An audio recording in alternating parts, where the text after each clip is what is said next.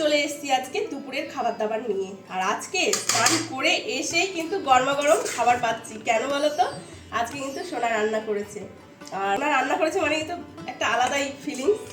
তো যাই হোক, চলো কি কি রান্না করেছে সেটাই দেখা যাক। তো এখান থেকে যে ভাত বেড়ে নিলাম, ভাত করেছে। আসলে কি বলো তো, আমি স্নান করতে গেছি, এটা সারপ্রাইজ ধরতে পারো। আমি স্নান করতে গেছি, এসে দেখি কি মানে সব রান্নার গুছিয়ে রেখে গেছিলাম। আর এই যে সকালবেলা না ছিল কতগুলো, তো সেটা ভাবলাম কি যে পড়ে রয়েছে ফ্রিজে, খাওয়া হচ্ছে না। আর আমাদের বাড়িতে মটরশুঁটি কেউ ভালো খায় না, তো ভাবলাম যে চলো তাহলে এই মটরশুঁটিটা দিয়ে একটু তরকারি করে ফেলি, তাহলে সেটা টিফিনও হয়ে যাবে, বিকেলবেলা একটু খাওয়াও হয়ে যাবে। আজকে কিন্তু রবিবার, সকালে খাওয়া হয়নি যদিও।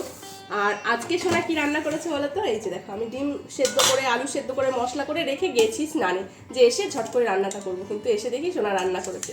আর এরকম ডিমের ঝোল খেতে আমার যে কি ভালো লাগে। এখন ডিমের ঝোল আমার মা করে। এই ডিমটা তোকে দেবো।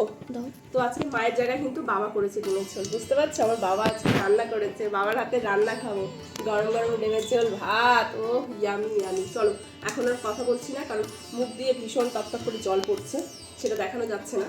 তো এখন হচ্ছে খাওয়া দাওয়া করবো।